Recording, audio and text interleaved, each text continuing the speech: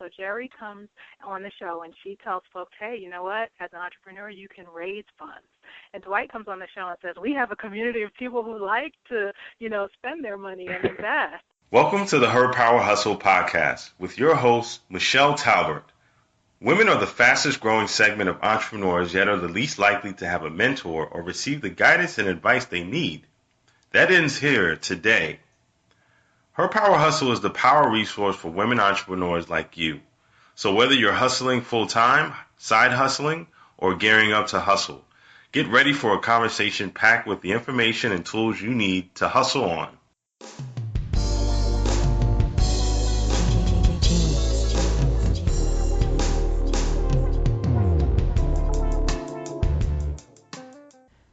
Welcome to Her Power Hustle, the podcast, episode 6. Yes, we are in March, and March is all about the money. I hope you are having a great start to your month. It's been crazy cold and snowy and weird up in the Northeast, but we're going to make it through, and here in the Mid-Atlantic. But we're going to muddle through, and we're going to talk money today. So joining us today, we have Geri Stengel, the founder of Ventureneer, and Dwight Peters, the founder of Backershub, and we are talking all about your money and crowdfunding and how to use crowdfunding to your advantage in your business. Geri and Dwight share amazing tips that you're going to be able to use today if you wish to start a crowdfunding campaign and be successful. Also, I would love it if you could head over to iTunes. If you're listening in iTunes, just click the subscribe button. It would really help the show out and make it possible for us to continue and for folks to find us like you found us. So we really appreciate it if you can do that. We are going to head right into the episode, and I look forward to speaking with you again on the other side. Welcome back to Her Power Hustle. Thank you for joining us. Today we are in our month of money of March, and as part of that conversation, I felt that we needed to have a conversation about women entrepreneurs and crowdfunding. And everyone is talking about crowdfunding, and people are using it to do anything from, buy a popcorn machine to travel the world to making a difference in various ways. And so I thought it would be a great conversation to have two amazing experts in various parts and segments of the crowdfunding world come and speak with us about crowdfunding. So today we are joined by Geri Stengel and Dwight L. Peters. Geri is the president of Ventureneer, a digital media and market research company that helps corporations reach small businesses through thought leadership. Her book, Forget the Glass Ceiling, Build Your Business Without One, provides women entrepreneurs practical advice for overcoming the barriers they face.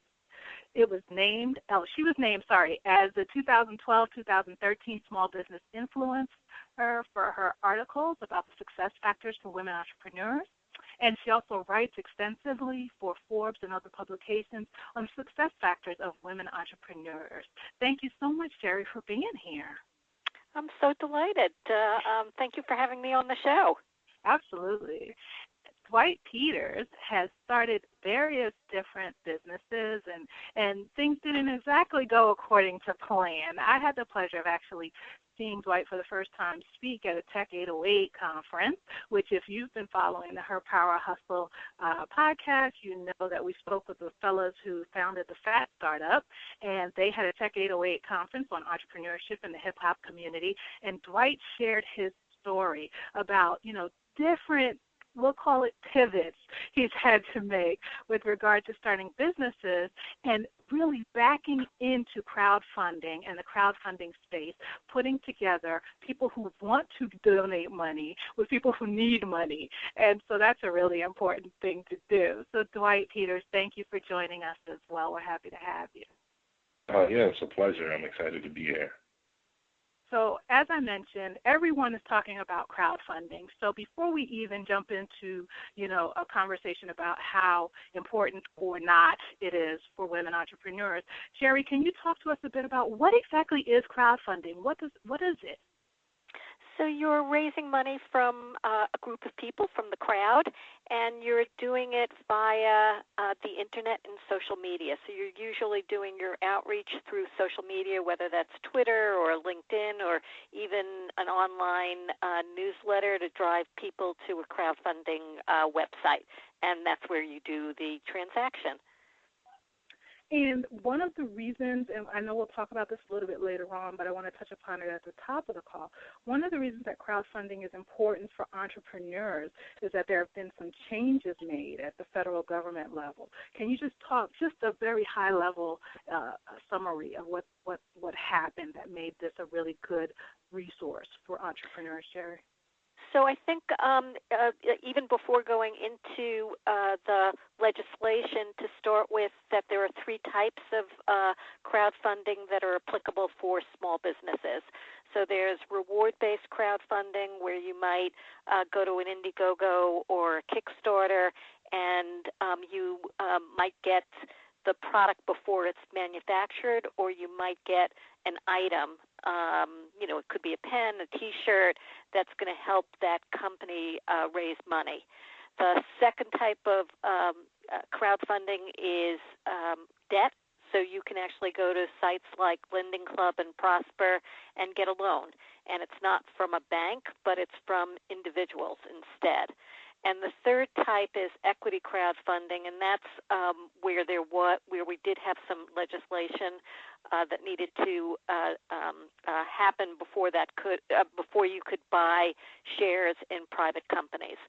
So the Jobs Act was approved by the President in 2012, and in 2013, on September 23rd, they finally put in place the rules and regulations regarding private companies marketing their companies publicly. So now you could, in theory, put an ad in the Wall Street Journal. It's more likely that you'll use social media to drive people to, again, a crowdfunding site, and you're going to buy shares in the company instead of the product. So tell us why it's important then for entrepreneurs. Why is this a good thing for entrepreneurs, or is it a good thing that these changes were put in place?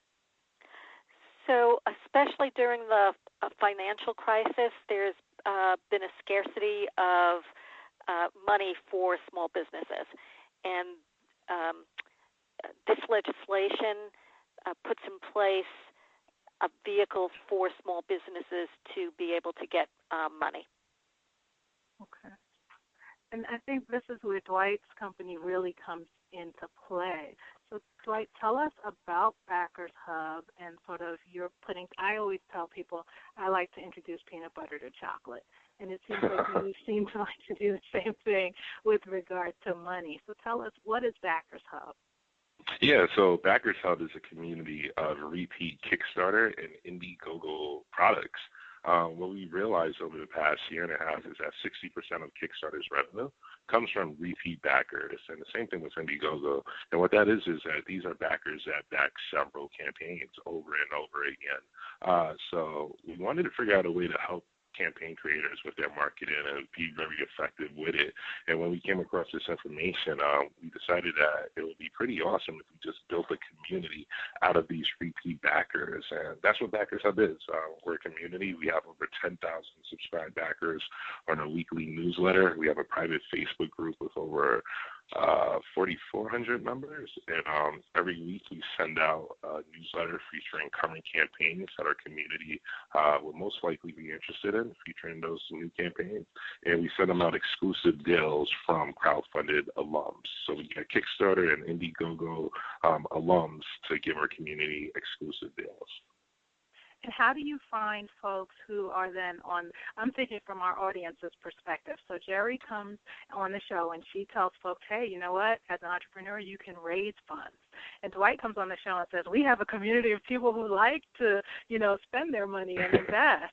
So how do people identify as good candidates for your backers? So for our community, we know what type of categories tend to do well. For us, that's technology, physical products, product design, men's fashion, video games, and now we're starting to see a rise in comics.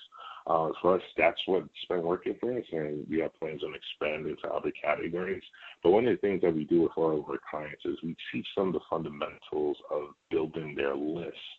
A lot of campaign creators, especially the ones that fail, they make the mistake of building everything first and then start marketing when the clock starts ticking. And we're able to teach them to do it in reverse. Start building up the momentum for your campaign before the clock actually starts ticking. So depending on what niche you are or what category you're in, you really want to figure out where your target audience is and how to effectively communicate with them and get them excited about what you're working on. So when you do launch, it's a little bit easier on your end. And to me, Geri, this sounds a little bit like it's not very different from some of the issues that women entrepreneurs face raising capital generally in the open market. Can you talk about what some of those issues are that you found that women entrepreneurs face when they're not having a glass ceiling to deal with? So I love the fact that Dwight works with companies to help them build momentum. So it's critical to build that momentum before the campaign starts, and that would be true whether it's a reward-based campaign or an equity-based campaign. So I think right now one of the big issues, and this is for men and for women, is to become educated about how a crowdfunding campaign works and how to make it more effective. So I think that's a big issue in particular for women, because women like things to work straight out of the box. They don't like to play around. They like to have their roadmap, so to speak, and to have guides before they get on board. So people like Dwight, and if there were versions of Dwight that work with equity crowdfunding, can help pave the way and make women more comfortable with a new form of financing. So women tend not to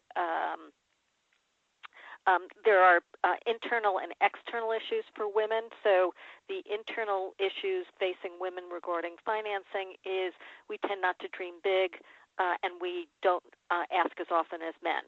The external issues that women face are there really is discrimination. So there is overt sexism, and last week's article in Newsweek, had a mouse pointing up the skirt of a woman, and I think the headline was, what does Silicon Valley think of women? Right, not much. Not much. And that's not the only article. There's been an article in Forbes and Wired magazine talking about the overt sexism. There's also unconscious sexism. So most men are really good guys, but even the good guys, have pattern recognition.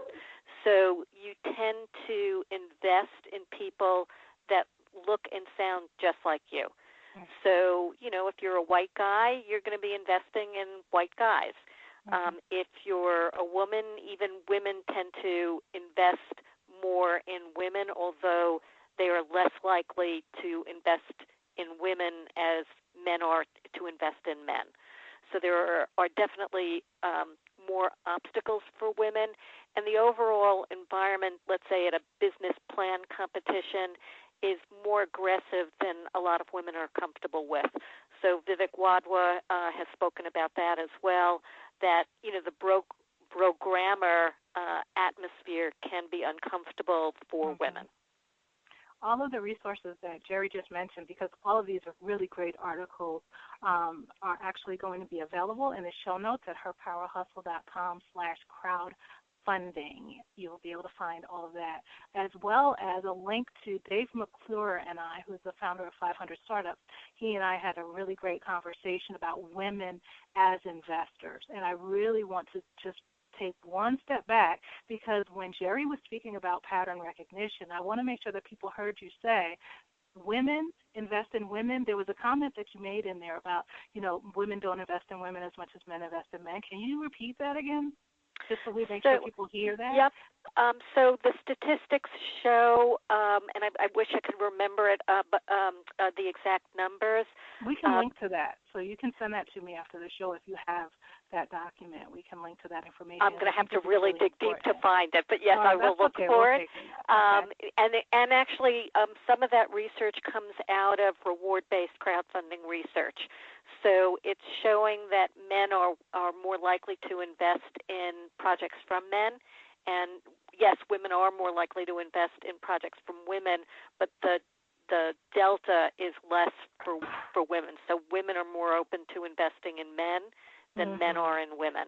And I think it's an education process. It's not, I don't think there's, something devious going on. No, it's pattern recognition. I think you hit the nail on the head.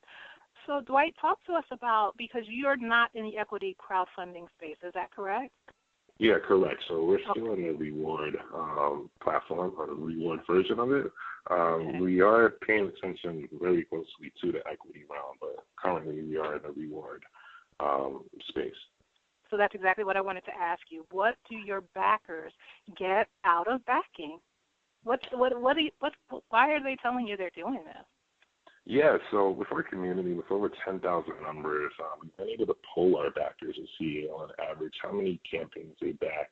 And for our community, on average, our backers have backed at least 50 campaigns. Really? We have a lot of outliers, people that backed 150, 300. We had one person that signed up a couple of months back and he backed over 600 campaigns. Wow. And what we kind of realized is that these are the early adopters. These are the people that want to be first. These are the people that are ahead of the curve, especially from a technological standpoint. That's why technology products is one of our most popular categories. From a deeper level, if you break it down, they tend to be people with disposable income. It's funny that you mentioned the separation of male and female. Our community is very male heavy. I want to say at least 80 to 85% of our community is male. So I could see that. I can understand that very closely. But ultimately, the reason why they do what they do is they want to be first. They're very curious about new and innovative ideas, new and innovative products, and they love to support, but they also want to find value in cool stuff.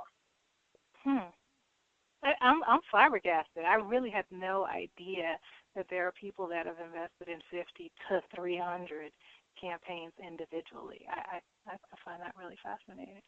So it's interesting to me because I happen to talk to a male angel investor who's invested in a woman-led company, and he does a lot of, shall we say, shopping or investing in reward-based crowdfunding as well. So he said that he's invested or funded something like 120 or maybe even 150 projects. Yeah, okay, so they're out there. Yeah. Wow. So Geri and Dwight, either of you can weigh in on this one. So we have entrepreneurial women who are listening to this show and thinking, wow, I really could use an equity infusion. I really could use some money. What are the steps that then they should start to take now? Either of you can jump in to answer that question. Well, we had the privilege to work with several female campaign creators that have knocked their goal out of the park. Done a very, very great job.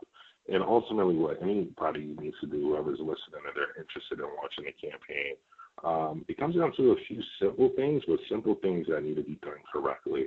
One, your product, right? It has to be something that there's a need for. It has to be something that people actually want. There has to be some form of value that's actually being given. So whatever the product is, you need to actually do your market testing and make sure beforehand that this is something people will find value in. This is something that people actually want.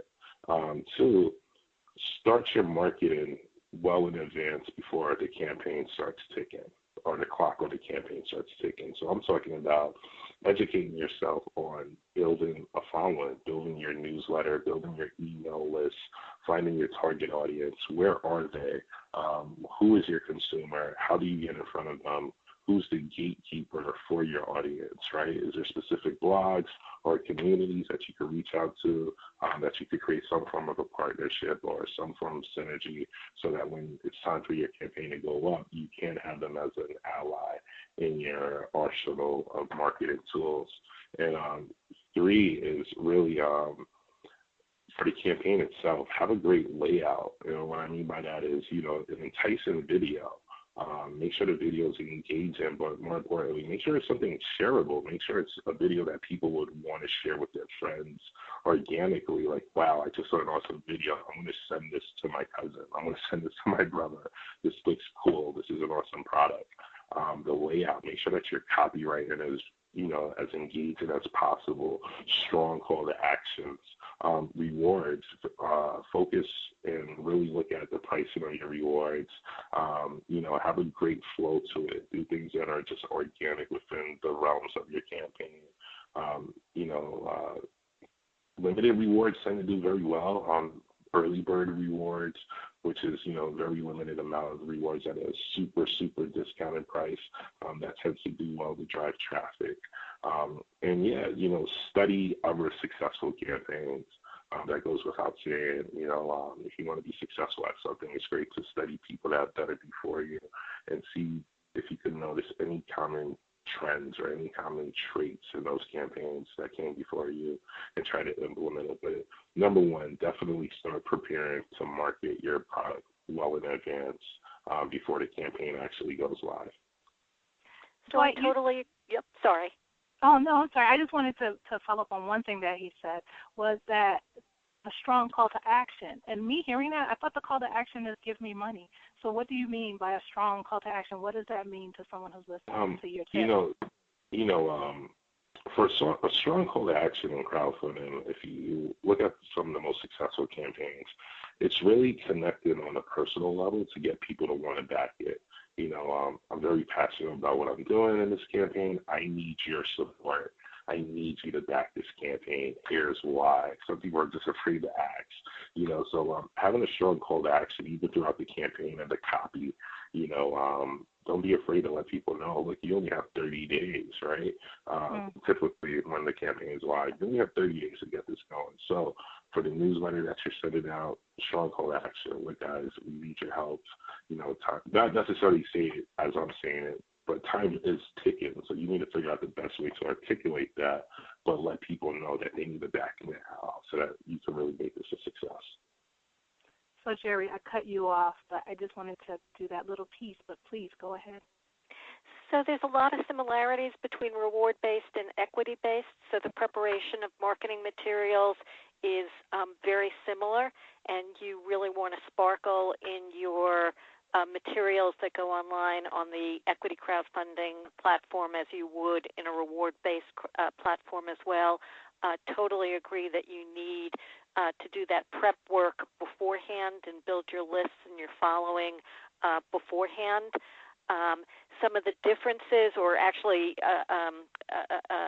some of the other things that I would say is reward-based crowdfunding can be a stepping stone into equity crowdfunding. Okay. So one woman that I interviewed started with a small rewards-based crowdfunding campaign. I think it was on Kickstarter.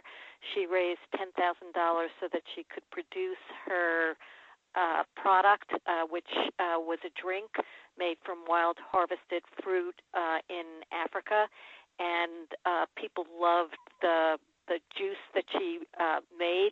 And then she did a small equity crowdfunding campaign. And what she did was a little bit different. It wasn't a public equity round. It was private. So it was limited to only 35 people, which meant that she could have unaccredited angel investors participate. It was very successful. It took a little bit longer than I think she would have liked it to take, but she proved that she can do it. And once she gets the product on the shelves and sees the public's reaction to it, she may well go back and do the next round of equity crowdfunding, a bigger round, and do it publicly. So a lot of the steps in rewards are applicable to equity. Equity is much newer, and I would just advise to do a lot of reading and education and make sure that you have a lawyer that's an expert in equity crowdfunding. For women who tend to often be less able to self-promote. I would think that some of these pieces would be difficult. Have you found that challenging, Geri, and some of the women that you've worked with? So this has been really fascinating to me. Equity crowdfunding plays to women's strengths. So Dwight may chime in here too. Written communication is really comfortable for women. Okay. Storytelling is really comfortable for women. So most of the women I spoke to, doing the marketing communications and storytelling, I'm not going to say it was a breeze, but it was very natural for them. One woman, Paige Catano of Wonder Technologies, said what was really nice about equity crowdfunding is everything she read about doing an investor pitch talks about a very aggressive style. When you're promoting yourself on an equity crowdfunding platform, that first time you're meeting somebody is online, meaning it's your written material, it's your video, so you don't have to have that, programmer aggressive attitude. By time you're meeting somebody, you actually know them already. They're interested in you, so you don't have to force feed them, your elevator pitch and get them to, come into your deal room. The other comment that I thought was really interesting, and two women made it to me, is that it's really uncomfortable, and I don't think this is a female trait. I think it would be the same for men. You're presenting in a webinar format, and you can't read the room. You don't have the energy of the room coming back at you, and you don't have a lot of questions usually when you're presenting. So you get no read, you have no reaction, you can't judge the emotional, EQ or emotional quotient of the room. So I think that would be similar and different for men and women. For women, I think it's very important, and I know it is for me. When I first began doing webinars, not having the reaction of the audience it took me off my game. Sure. That makes absolute sense. Dwight, did you have anything to add to that? No, I think she definitely hit every nail on the head. I think her points were definitely strong. And that's why she's on the show. So tell us about some of the cons to crowdfunding, and I'll start with you, Geri. What are some downsides to equity crowdfunding? So it's new, and the rules aren't fully fleshed out. So that's why I'm saying it's really important to work with a lawyer who has the expertise in equity crowdfunding. And the reason that I'm saying this is you have to make sure that the angels that are investing in you are accredited. So just because somebody tells you that they're wealthy doesn't mean that they really are. And the government couldn't, come back and, sue you for not having done your due diligence on the angels. And there certainly are. There's rules about checking into people, and it's you can use your accountant, your wealth advisor, your lawyer. All three types of professionals have the ability and capability to make sure that the investors who are investing in you are who they say they are, meaning that they're accredited angel investors. Dwight, are there downsides that you've seen to crowdfunding? With everything, there's always a good thing and a bad thing on it. There's probably a few, and I'll definitely leave it to the opinion of the listener if they will even consider it, whether it's a pro or con. But there's definitely a few things. One, the percentage that you're giving up, and I'm speaking specifically on reward base. Right. Exactly. The percentage of the campaign funding that you're giving up. So Kickstarter is currently 5%, and then I believe Amazon takes another additional 3 to 5%, and Kickstarter actually just switched payment processors to Stripe. I believe Stripe takes the same cut. So you're potentially giving up 10% of whatever you raise. And, that's something to take in consideration with the funds that you do raise. That 10% is going to the platform. And there's pros of being on these platforms, but it's something, depending on your skill set, you could launch your own crowdfunding platform through your own efforts, or through your own website, but that comes with more difficulty. And there is a certain amount of exposure and credibility, if you would say, that you would get with being featured on either Kickstarter or Indiegogo. Two, I've seen it time and time again, the chances of your idea being ripped off, it doesn't happen often, but there has been incidents where, similar products come out after one campaign goes up, and, a couple of months later, something similar comes out.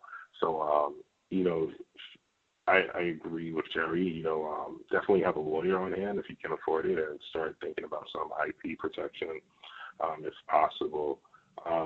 And three, whether it's a pro or con, but, it can be stressful, right? Especially, that a lot of campaign creators are first-time entrepreneurs, dealing with the backlash of backers, God forbid if something goes wrong with your whole manufacturing process, things do happen where you send the money up to the manufacturer and you just get a bad batch, right? So, there's things just to be careful about, and just to make sure that you do as much research as possible. And nothing ever works perfectly, but you want to be in a position where you could control as much as possible so that you can get the best results. What I love about this conversation is that I really want to drive the point home to our listeners that a lot of times we hear crowdfunding sort of bandied about as this sort of place where you can go and just put up a little campaign and raise funds. But it sounds like you're both saying from the perspective of an entrepreneur, you really need to be thoughtful, and you need to have protection in place, and you need to realize that this is not something to enter into lightly. It is just with any other part of your business, something to be thoughtful about and really make sure that you're protecting yourself and your intellectual property and your business as you enter into these spaces. Is that correct? Definitely. I'll also add in, it's a lot of hard work. Yeah. So it doesn't matter whether it's a reward-based or equity-based. It's a lot of hard work and a lot of project management. So, you have to be good at attending to details. And it's marketing as well, right? I mean, this is really, it's the storytelling, it's the marketing, it's the making sure that you're getting the eyeballs and the clicks you need as well, right? Oh, definitely. That's the whole premise of, entrepreneurship as a whole, is how do you effectively get whatever it is that you're working on out to the public. Mm-hmm. Dwight, can you talk a little bit about, because I know that, we've talked about the 3 different types of crowdfunding, but also there are some campaigns where you have to meet a threshold before you even get the money. Is that correct? Yeah, so throughout the crowdfunding world, there's different platforms and they do different things. Kickstarter is what we consider an all-or-nothing funding platform, and that means the campaign creator sets a goal. They set a goal that they're expected to hit, say, 10,000, and they do not receive any of the funds they raise unless they reach that goal. So, if they raise $9,999, and the clock runs out, they won't get the funds. That never happens, but it's expected that you reach your goal, and whatever you raise, you keep. Indiegogo, on the other hand, and other, there's a lot of other platforms that follow a similar trait now. They have something called flexible funding, and what it means is Indiegogo will take an increased amount of the amount that you raise if you do not reach your goal. So as a campaign creator, you're still able to withdraw the funds, but you have to pay a penalty for not reaching your goal. And are you guys seeing that this is sort of a way to make sure that people are setting realistic goals, or I'm just trying to figure out what the advantage would be to entering into those types of arrangements? Well, I'm not a representative for Kickstarter. No. But what I believe the mindset is, if a campaign creator can't reach the goal that they set out, then maybe there's not a need for the product in the market. Mm-hmm. Indiegogo, on the other hand, believes Even though a campaign creator can't necessarily reach their initial goal, maybe they could still make it work by, I guess, additional marketing efforts. But yeah, it's in those two spheres. And see, that's a perfect answer, even though you're not a representative of Kickstarter or Indiegogo, because that speaks directly to what Geri said about, using reward-based crowdfunding as possibly a stepping stone to equity-based. Because I think you need to make sure you have a good market. You need to make sure that you have a product that people want. It's social proof in a way, right? So this is kind of a way to create social proof or proof of concept of what you've created. Does that make sense to you guys? Absolutely. And I just want to chime in that the equity platforms have the same options as well. So some of them are all or nothing like Kickstarter, and some of them are more flex funding like Indiegogo. The way that I found Geri, which I love, I'm a consumer of content. I produce content, I curate content, but I consume a lot of content. And one of my favorite podcasts is actually Allie Brown's Glambition Radio. And Geri was on the show, and it was awesome. I was like, I have to talk to this woman. I have to introduce her to my audience. She's so great. But, Geri, you at the time were talking about putting together a crowdfunding campaign and a report and some research that you were doing. So can you talk to us a little bit about your report, specifically what you were looking at, and then the process yourself as being a funder, a fundraiser? So the report is going to be on equity crowdfunding. So I want to fix the underfunding of women entrepreneurs by educating both sides of the equation, both the women entrepreneurs and the investors, about equity crowdfunding. I wanted to feel the pain of a crowdfunding campaign, but it's a project. I wasn't looking to get shareholders in it, so I did a reward-based crowdfunding campaign so that I would understand some of the issues that somebody doing an equity crowdfunding campaign would do. And I also wanted the money, of course. Dell and Elenoff, Grossman and Scholl are sponsors, so I have additional money in addition to the reward-based crowdfunding campaign that I did. The report that I'll be doing will be out probably mid to late March, and it will address the issues of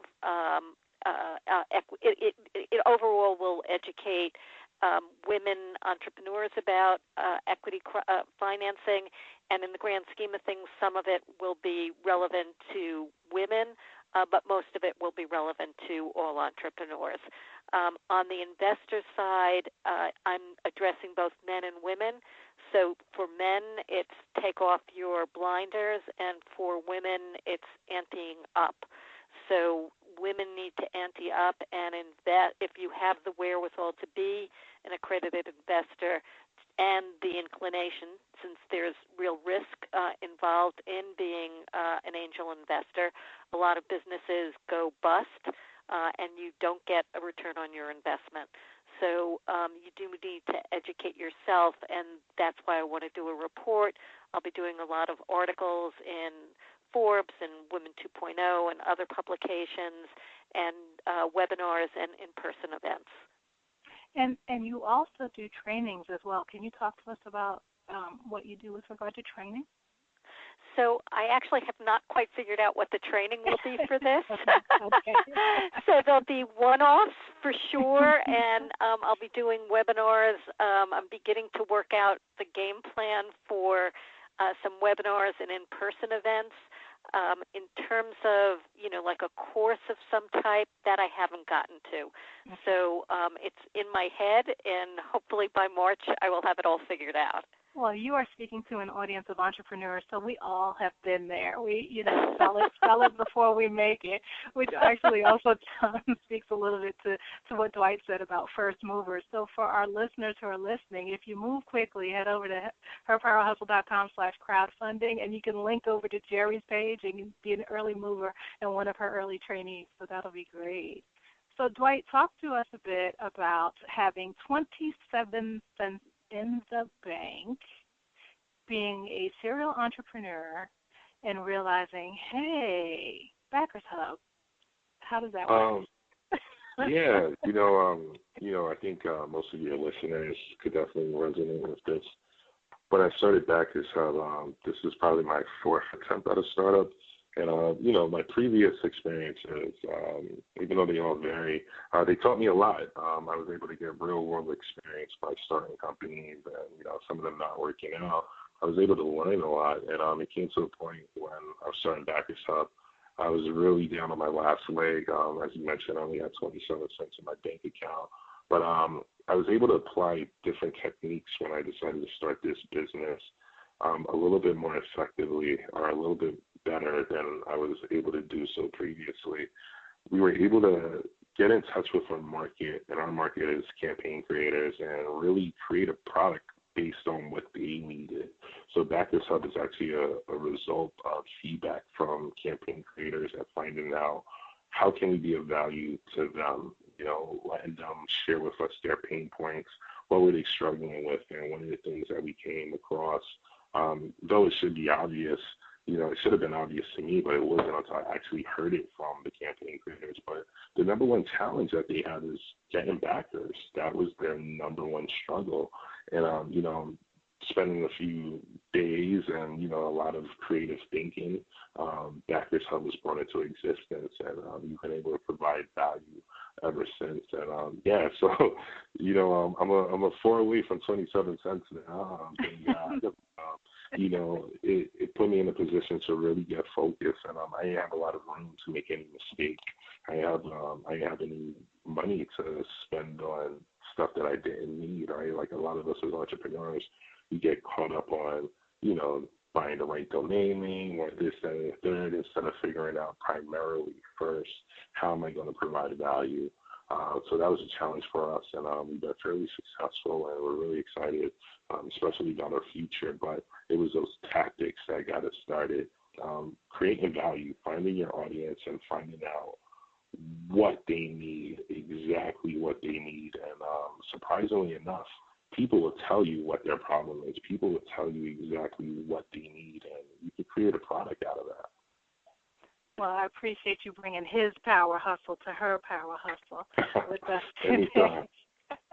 So, Geri, tell our listeners where they can find you. Obviously, we'll have information about you in the show notes, but you're also on Twitter and social media as well. Yep. So Twitter is Ventureneer, VentureNeer. My website is ventureneer.com. On the website, you'll be able to sign up for my newsletter and get updates about the report, and I've already started writing articles about the women that have already successfully done equity crowdfunding, and that's sort of modus operandi of my style of writing is I provide a lot of research, a lot of experts in the field, but most importantly, I do a lot of case studies. So I wanted to make it real and show women just like you are doing equity crowdfunding. And I'm trying to think what the other ones were. You can find me on LinkedIn under Geri Stengel. And you can also get my book for free, Forget the Glass Ceiling, Build Your Business Without One, at my website. I love that, and we'll have links to all of that at herpowerhustle.com/crowdfunding. Do you have any last word or a piece of wisdom that you would like to leave with our listeners, Geri? Oh, gee, that's so hard. So a couple you of shared things. Great information. I don't want to put pressure. If you don't, we can just say, just listen to the interview. I'm going to draw upon my experience from Forget the Glass Ceiling. Don't do it. I'm going to draw on my experience from Forget the Glass Ceiling from those 10 interviews because I think it's applicable to everything. Mm-hmm. Don't do it alone. Oh. So entrepreneurs, successful entrepreneurs know that they rely on other entrepreneurs, they rely on professional advisors, they rely on family members, friends to help them succeed. So, yes, it's a lonely journey, but you know what? It can be a whole lot less lonely if you ask people for help. and listen to podcasts like Her Power Hustle. You got it. So, Dwight, tell people where they can find you and Backershub. Yeah, definitely. If you can follow me on Twitter at my full name, Dwight L. Peters. You can follow Backershub on Twitter as well at Backershub. You can sign up if you're interested. If you're interested in receiving notifications of awesome campaigns, you can sign up at Backershub.com. If any of your members are curious about launching a campaign, if they're looking for additional information, we have a training series where we have a podcast series as well, where we interview successful campaign creators and we get them to reveal incredible tips. They could go to signup.backershub.com to enter into that funnel. We give away a lot of great free information, so that could definitely be a resource to them. That's awesome. And as everyone who's listening knows, you don't have to write all this down because it's right on the website at herpowerhustle.com/crowdfunding. We will have links to every resource that you heard mentioned on the show today. Dwight, do you have a parting word of wisdom for our listeners? Yeah, it's real simple. Take action. That's what it comes down to. A lot of us, we get so caught up in trying to plan things out, and it's important to plan, but don't get too distracted where it kind of makes you stagnant, right? Take action, whether it's doing one thing a day or a couple of things a day. Just keep moving, and once you get moving, keep the momentum going. Just keep building. Take action, and that's probably the most important thing I can share with any entrepreneur. Okay, well, all right. So I always end my interviews, and the funny thing is this is the first interview I've done where I have a man and a woman on the call, so I actually ask different questions. I treat you differently. So I'm going to ask Dwight, because it's only one question for the guys. I figure I don't want to tax them too much. So, Dwight. Yes. This is a serious question. Okay. What is your favorite movie or song about love or romance?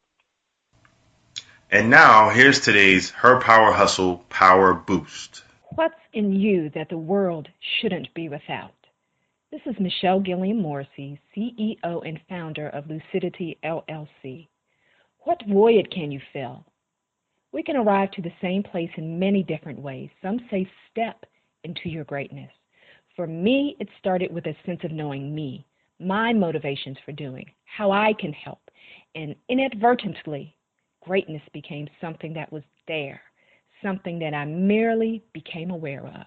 Thanks, Michelle. And to learn more about Michelle and her company, Lucidity LLC, you can find more information in the show notes for today's episode at herpowerhustle.com/crowdfunding. Now back to our conversation with Geri and Dwight.